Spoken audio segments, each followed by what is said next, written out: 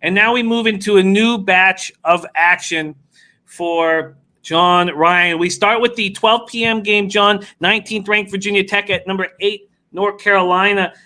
Both teams open up 2-0 and 2-0 in the ACC. Let's see what we are dealing with from a market perspective. This total opened up at 60. It's now at 59 or 58.5. North Carolina opens up at -5.5, and now it's at 4 pretty much everywhere, but Bet365 is at 4.5. Take it away, John. VTech, North Carolina. As you mentioned with the line and the line betting flows, the money is coming on Virginia Tech, which is quite interesting against the ranked North Carolina Tar Heels. I'll get right to a betting system here that I like quite a bit, and it's won the money 67% of the time for a 90 and 45 against the spread record over the last 5 years. So there's a lot of action with this system. So the guys that are listening that like to have a system that gives them 2, 3, 4 games a week, this might be one for you to write down.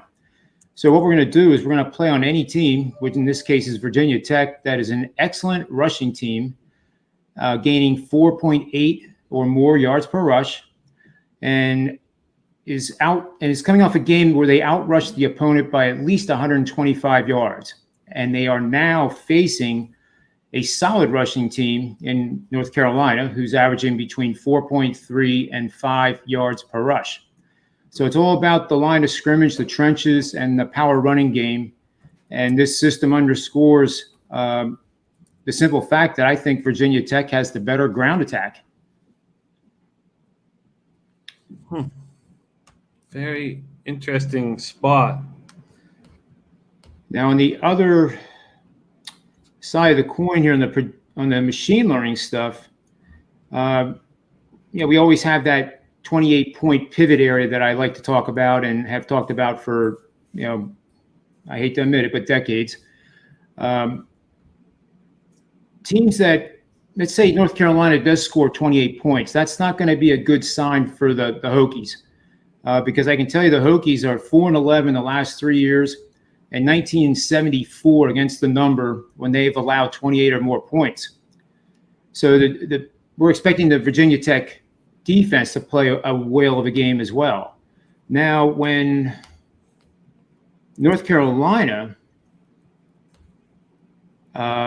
gains or does not gain 28 or more points, their record is 5-10 over the last 3 seasons and a miserable 30 and 102 against the spread over the last 10 seasons. Conversely, as we mentioned before, Virginia Tech does terrible when they allow 28 points. North Carolina does very well when they score 28 or more points. So 28 or more points from North Carolina, they're 10-5 the last 3 years and 118 and 46 against the number of the last 10 years. So I think this, again, reinforces that pivot area that I like to call, 28 points for the majority of college football teams. Obviously, with Clemson, who averages over 40, they've scored at least 40 in the first 3 games. That number has to rise a little bit. If they score 35 or more, they're X. So I hope that made sense here for this game as well. But I think this is an upset alert, and I like the points here and possibly playing the money line along with it. And that is your breakdown correlates with the reason why this. If you like Virginia Tech, you would probably like the under as well. Correct. Yep. Very interesting. But you have not moved on the under. You're moving on Virginia Tech. Yeah, it's very tempting. I can say, more than 10 years ago, I was in that mode of not really being completely disciplined with the machine learning projections. But I learned over time that, parlays are very tough to hit. We love playing them. We love hitting them. I mean, who doesn't like to hit a reverse action parlay at 4-1? Especially in baseball with 2 dogs. I mean, that's the best of everything.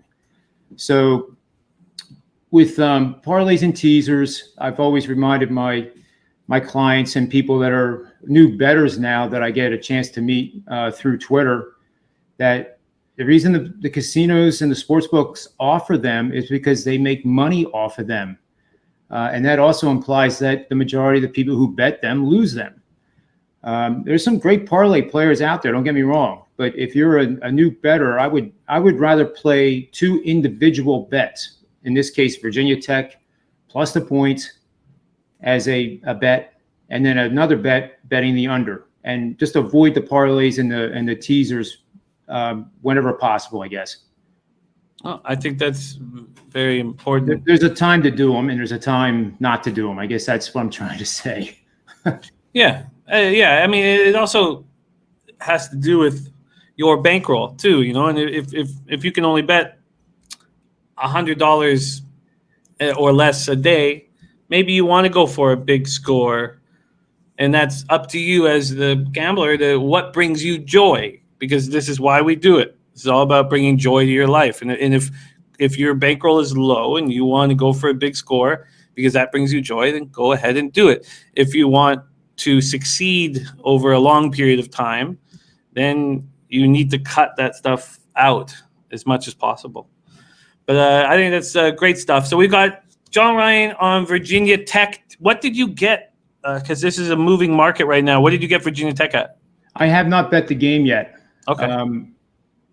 Only because I'm just wondering if there's going to be some buybacks by the pros who got on Virginia Tech earlier in the week. I'm seeing, I think you said you have the line at 4 right now. There is some 4.5s. 4.5 is a pretty attractive price in my opinion. 4.5 is gone.